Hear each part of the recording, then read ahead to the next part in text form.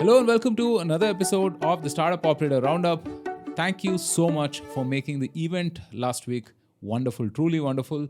About 40 or so people showed up and we had the time of our life. Yeah, that was definitely a night to remember. It was raining, and of course, Bangalore traffic, everyone knows what's going on. It peaked. But despite all of these things, a lot of you guys showed up, and trust me when I say this, that really meant a lot to us. So thank you for coming out, braving the rains, braving the traffic to support us and encourage us. It was a fantastic evening. We'll likely do another event in November around the same theme of do more with less. We have a soft confirmation from Sumit of Dukan, who you've probably heard on the podcast last week and about a year before that. And if you have suggestions for the second speaker that we should have on board, let us know. I mean, we're looking for a founder who has grown their business in a very capital efficient way. So yeah, seems like fun, and there was some cool swag also on offer, T-shirts and stickers and whatnot. So make sure that you get it at the next event. All right, so let's get back with roundup number 128. There were some really major updates in the ecosystem, not only in India, but around the world in general. ChatGPT gets eyes, ears, and a voice. So OpenAI has now rolled out new capabilities. They have combined ChatGPT 4 with DALL-E. And you can upload pictures, click pictures, talk to it, and much more. So I think right now it's more entering into the space to compete against Google Assistant, Siri, and Alexa. So what we'll do in this roundup is we're going to take a look under the hood and kind of figure out what exactly is happening. And next, the story of AI does not only stop with ChatGPT. Amazon is investing up to $4 billion in this AI startup called Anthropic. This company specializes in developing general AI and has been founded by former members of the OpenAI team. What's unique about this is they're using AWS chips to train the model, which I think is an industry first. Most of all AI models today are being trained using NVIDIA chips. So this should be interesting.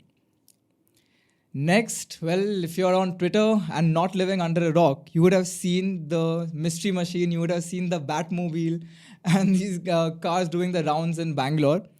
Well, that was done by CRED to announce the launch of their new offering called Garage that provides a concierge service and parking facilities and also helps you keep a maintenance of your car. We'll be talking about that. And guess who's back in the news this week? Byju's? It's Byju's. We have Byju's back again. But not, I won't say for the right reasons though, but very soon they'll be announcing laying off 5,000 people. And this is probably, I think, the largest layoffs we have seen in the ecosystem so far. Yeah, so we'll be trying to understand what exactly is going on that. And lastly, we'll also talk about the acquiring of Pocket Aces by Saregama, which I think holds the largest collection of music in the country. And before we dive into these topics, if this is the first time you're tuning into the Startup Operator channel, please consider subscribing because we share exciting updates from India's growing startup ecosystem. And if you're a regular listener, do not forget to share this episode with your friends and review this podcast on your favorite platform. Let's get started.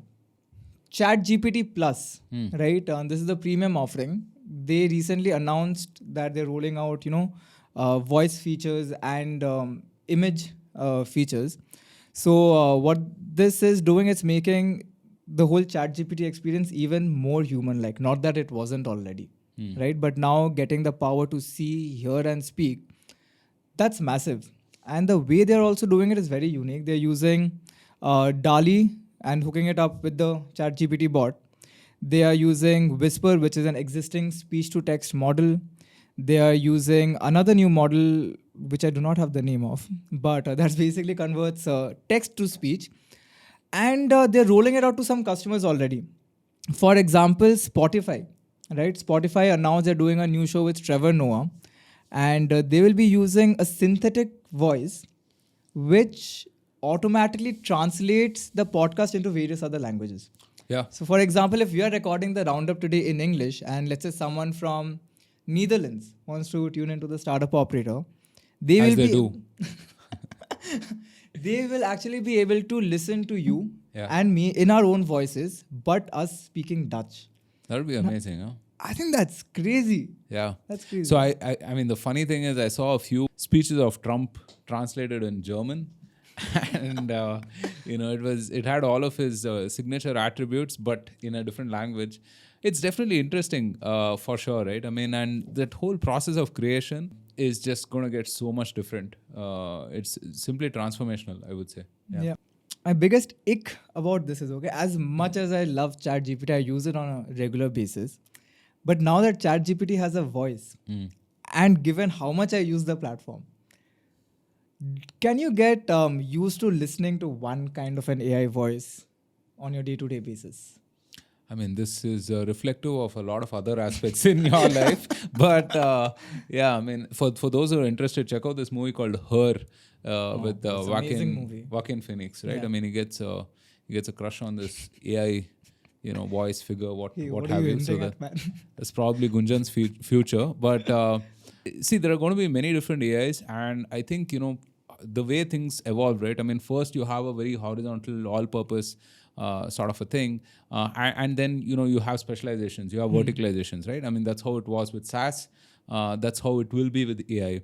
But the thing is that AI is so cutting edge, right? And AI is so all pervasive that this whole horizontal aspect of AI, right? I mean, it could last a while, right? I mean, because everyone is building these general algorithms, right? Whether it's Google, Microsoft, Amazon now with investing in we'll talk new about stuff Amazon, and yeah. everything, right? So it's going to be interesting for sure, right? I mean, rest assured, everything that you do, that whole process of creation is going to be transformed, and it'll be very hard to say what is AI and what is not, right? I mean, likely everything that we produce here on will be a function of human plus AI. No, but also with the entire introduction of voice, with introduction of sight, I think ChatGPT now it has moved beyond than just a chatbot, because with these, especially with the voice capabilities, it directly now competes with the likes of Siri, with the likes of Google Assistant and Amazon's Alexa,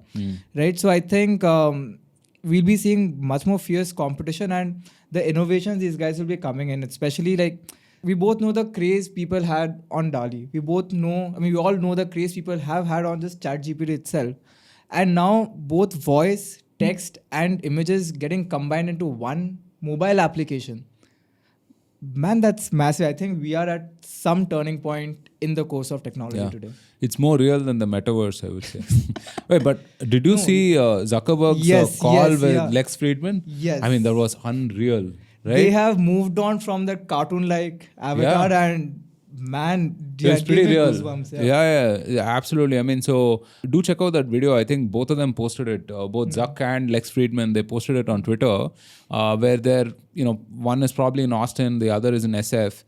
They're having this remote call, but it kind of feels like both of them are in the room, for each other at least, right? So it's crazy. I mean, the possibilities are endless, I suppose, right? The next version of virtualization. Yeah. But what was my biggest takeaway from that episode?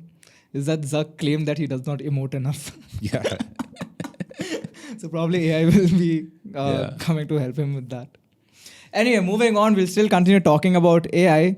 Amazon has announced that it will invest up to $4 billion in AI startup Anthropic. This investment is part of a strategic collaboration between the two companies. Now, what's interesting about this partnership is that Anthropic will be using AWS chips, Trainium and Infertia chips. Even though they are late to the party, we already have Microsoft who have invested billions, Google has invested billions, OpenAI is there. Even though Amazon is late, they are the world's largest cloud service provider. Yeah. Your Netflix runs on AWS, your Spotify runs on AWS, your probably 95% of the applications you use on a day-to-day basis runs on AWS. And they have also perhaps the biggest personal assistant application or device in the world, right? Alexa. Yeah. Compared to Google, I mean, the way Amazon has made inroads into our private space, right? Yeah. From not just your shopping experience, but to your home devices, to your wearables, to everything. So they have cracked that playbook. And now with AI coming in, I think they'll much to do. Yeah, I mean, you touched upon Google, right? I mean, Google ideally should have owned all home appliances. Google Home was so much ahead of everything else. We're talking about literally 10, 15 years back, right? And sadly, with all things Google, I mean, it didn't really go anywhere. There wasn't really much incentives, I suppose.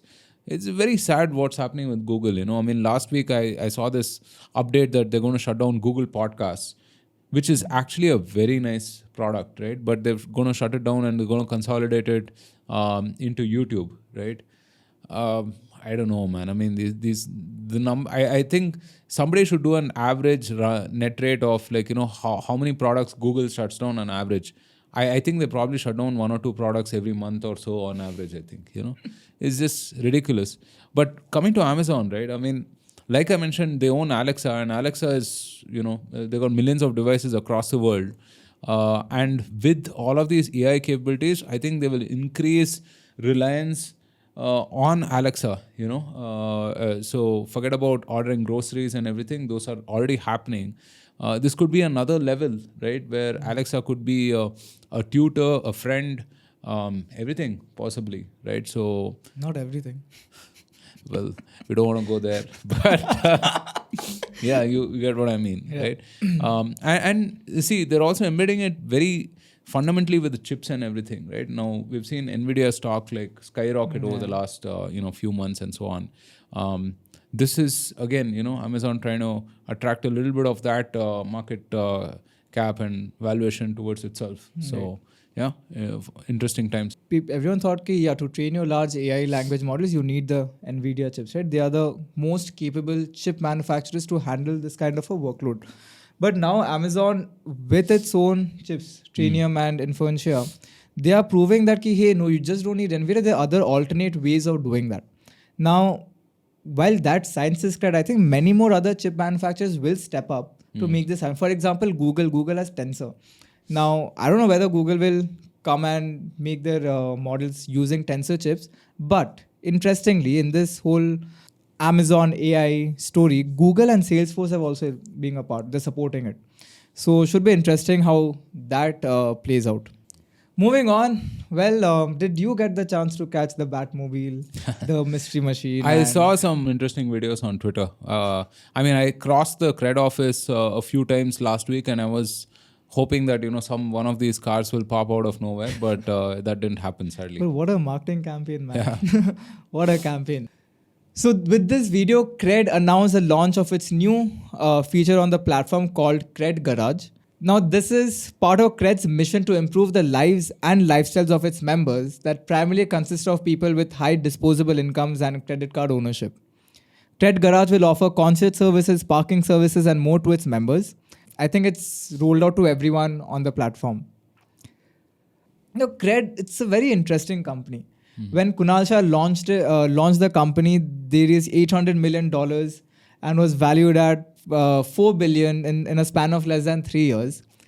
And in that span of 3 years, everyone was speculating, hey, what's CRED's business model? How do they earn money?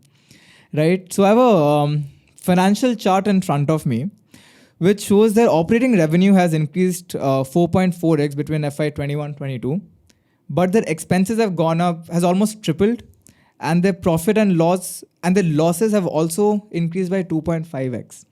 So do you think Garage will help them? The fundamental premise of CRED is that, yes, we will look at the 25-30 million people with credit cards, and we'll look at credit-worthy people and we will provide services for them. Sure, right? I mean, everyone thinks financial services, which means that maybe loans and assets, instruments, and so on and so forth, right?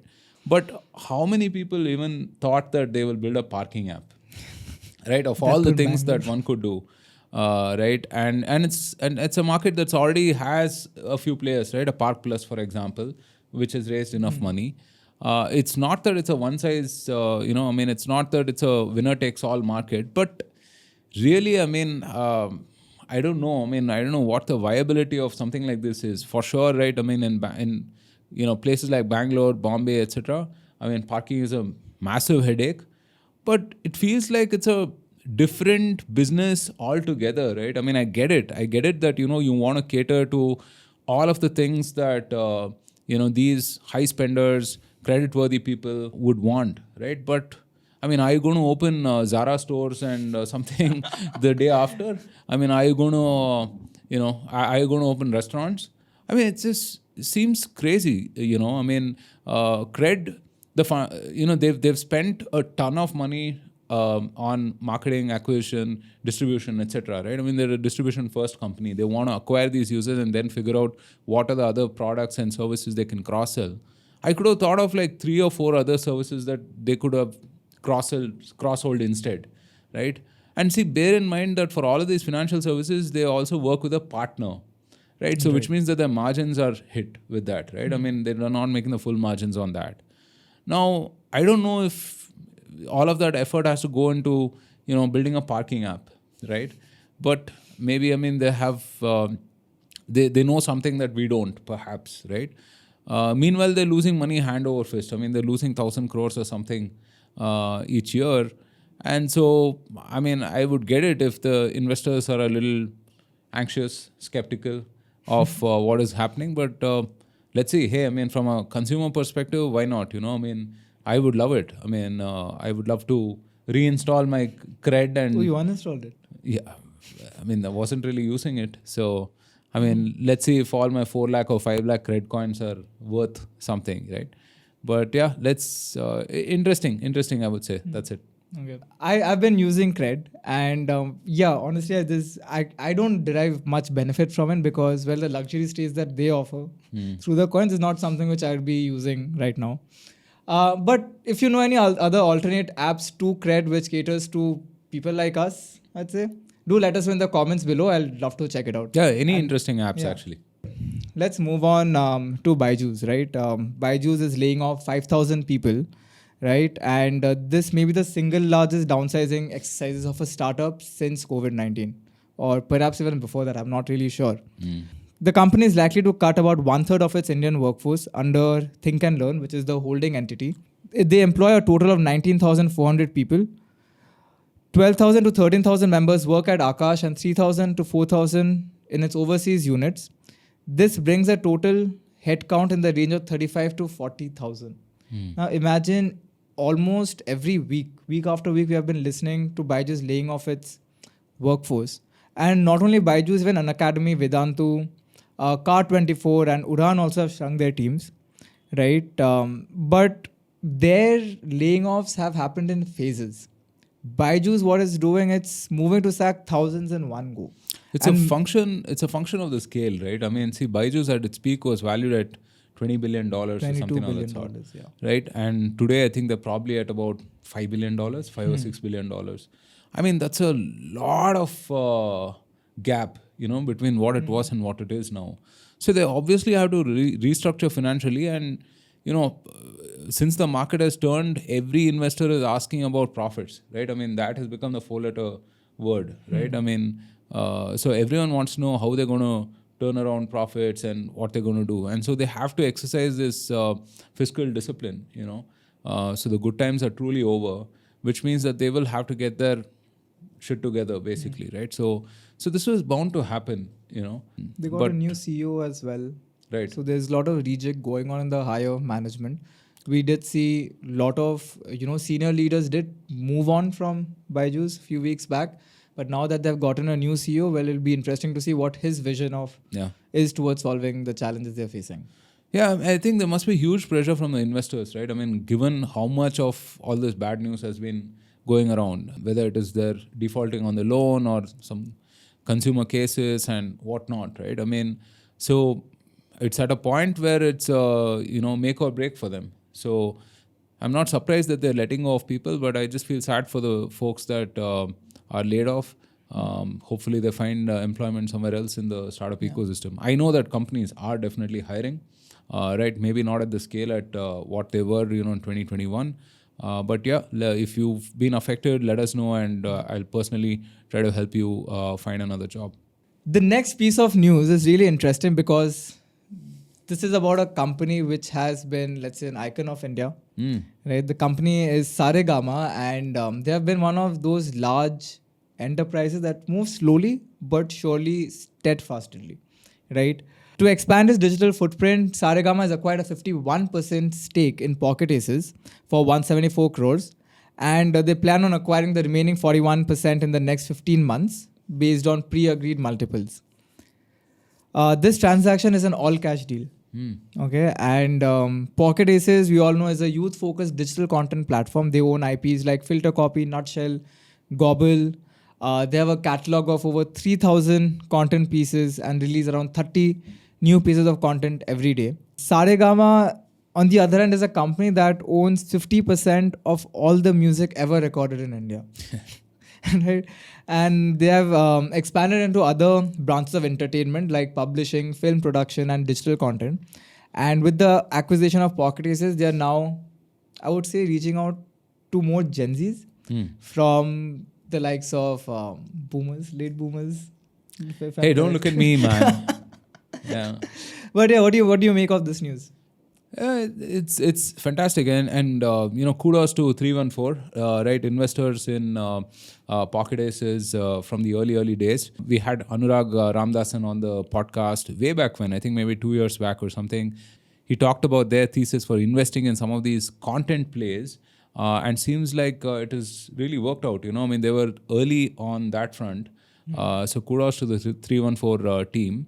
Pocket Aces was doing about 100 crores of revenue, growing steadily. So especially what we've seen over the last couple of years or so is that startups are not averse to partnering with larger companies for a strategic acquisition, right? I mean, we saw that work out really well with Carrot Lane and Titan, for instance, right? And you've seen yoga bars and ITC, plenty of these, right? And I was listening to the founders, and they make sense, right? I mean, they're saying that, look, 100 crores was a different journey, 0 to 100 crores. 100 crores to 1,000 crores will be a whole other journey.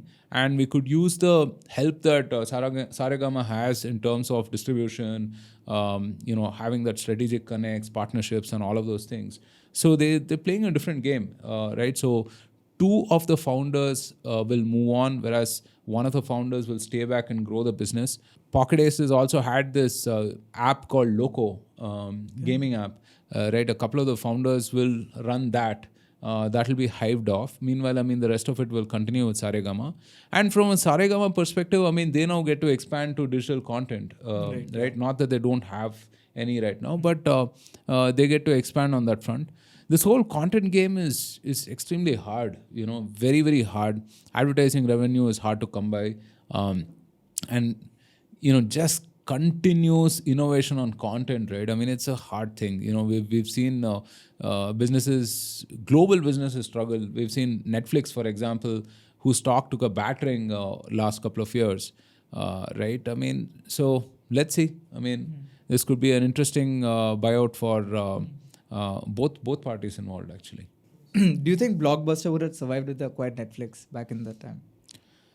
No. I mean, if I had to pick, I would say no, right? I don't want to give a cop-out answer and say maybe it depends. But see, the culture of Netflix and Blockbuster is entirely different, right? And, when you are a legacy company, you've been around for 25, 30 years, whatever, it's just harder to adapt to this newer paradigm unless something crazy happens, right? Or unless you have some kind of phenomenal leadership, right? But a lot of these companies are heavily board controlled, right? And the cost of doing something wrong is way more than the incentive for doing something right. So on that front, I mean, I would say that it wouldn't have worked out, in my opinion. Yeah. Interesting. But the interesting question is Amazon and Netflix. Amazon wanted to acquire Netflix as well, right? They just didn't agree on the valuation. Imagine if Amazon, right? If they can't get something, they will pay money to do it. That's typical every large company. But Amazon and Netflix would have been interesting. I think that would have been a partnership that I see working more compared to Blockbuster and Netflix, right? Because Amazon, after all, I mean, they did have Prime, right? They were digital, and they were they are public, right? So that could have, I could see that working out. Yeah. It's interesting that Amazon as an e-commerce tech company, it now goes on stage to receive Oscars. So last week we discussed that, hey, check sizes are growing across funding stages, and positively the trend continues this week as well. Third Wave Coffee raised $35 billion in a Series C round, which was led by CRED and saw participation from existing investors. The coffee chain is now gearing up for countrywide expansions, boost their supply chain, enhance their capabilities, and invest in cutting-edge technology. Now, I don't know what technology is, but I hope the coffee tastes better. Yeah. Dosri, which is a health tech startup, they secure a fantastic 35 million round. Again, CRED was the lead investor in this round, along with 8 Road Ventures and F Prime Capital. They are on a mission to reshape communication with healthcare professionals across the globe. Pilgrim, which is a D2C brand, they raised an impressive $20 million.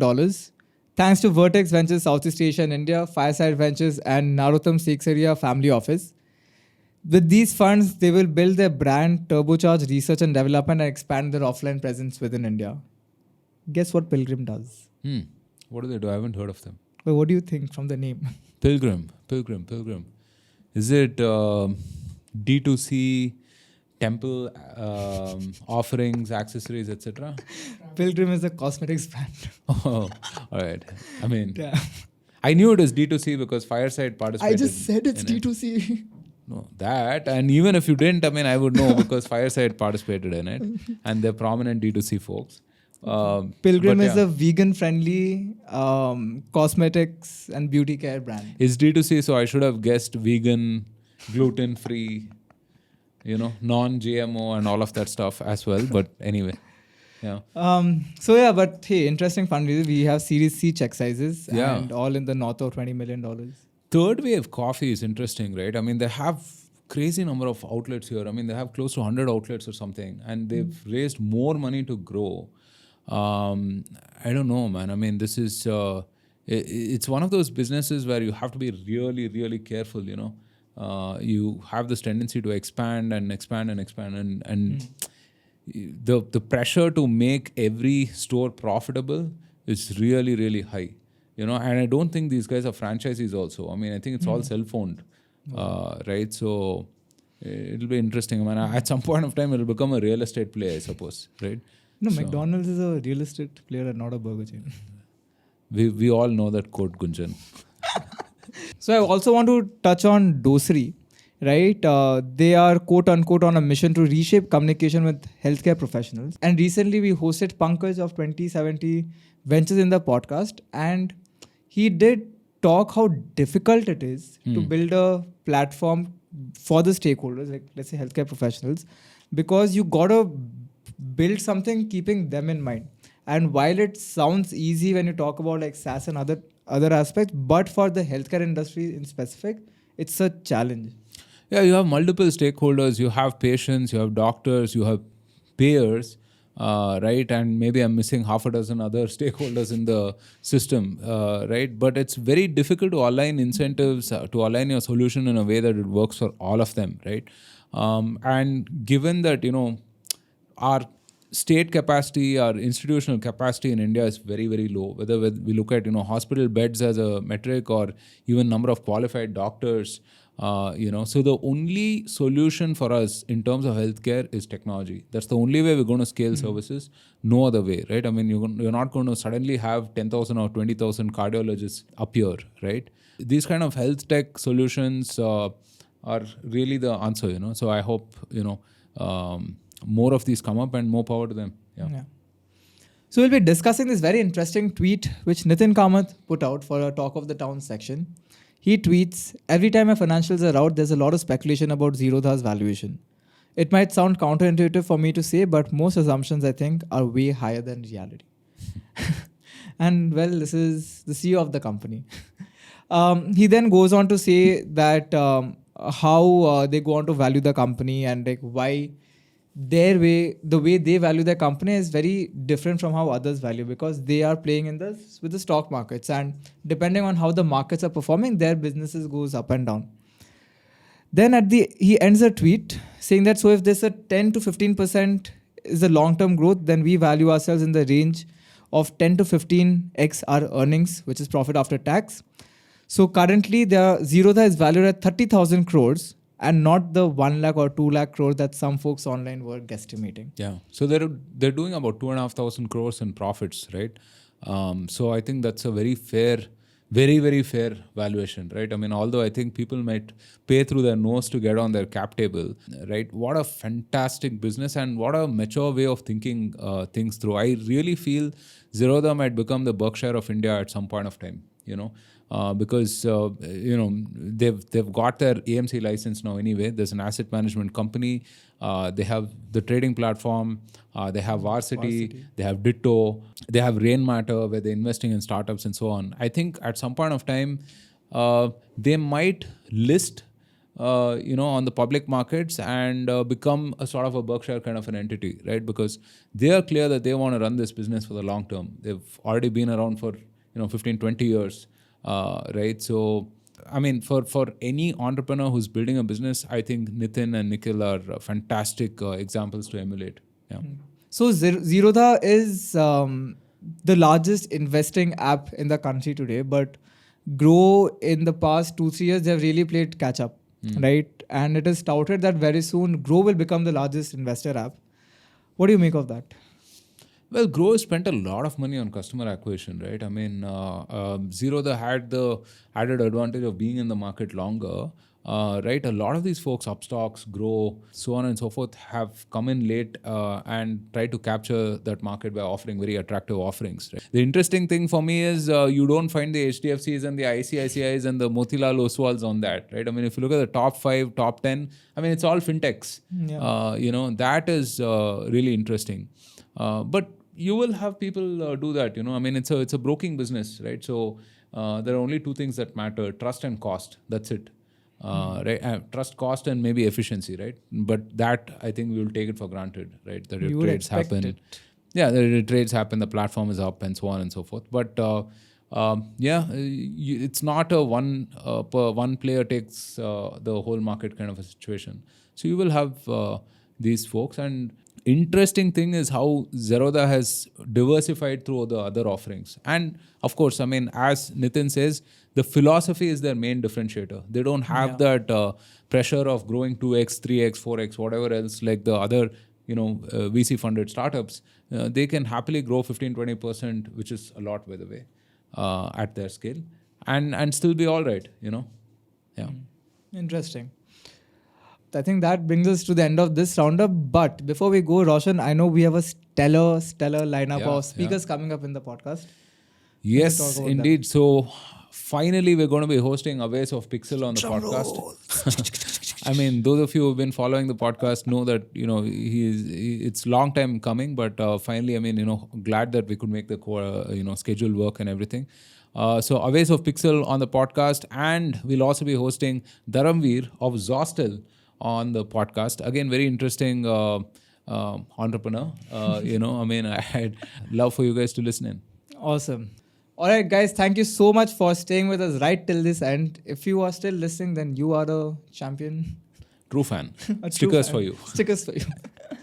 But yeah, guys, if you enjoyed this episode, please like this video. And if you're interested in more startup content which we put out, please consider subscribing to the channel and hitting that bell icon. You will also get updates delivered straight into your WhatsApp inbox. You will find a registration to the WhatsApp in the description below, along with our other social media handles. Do follow us, do comment, do let us know what you like and what you don't like so that we can improve on it. And keep sending us your thoughts. We'll be back again with more exciting updates from India's startup ecosystem next week. See you then. Take care. Take care, guys.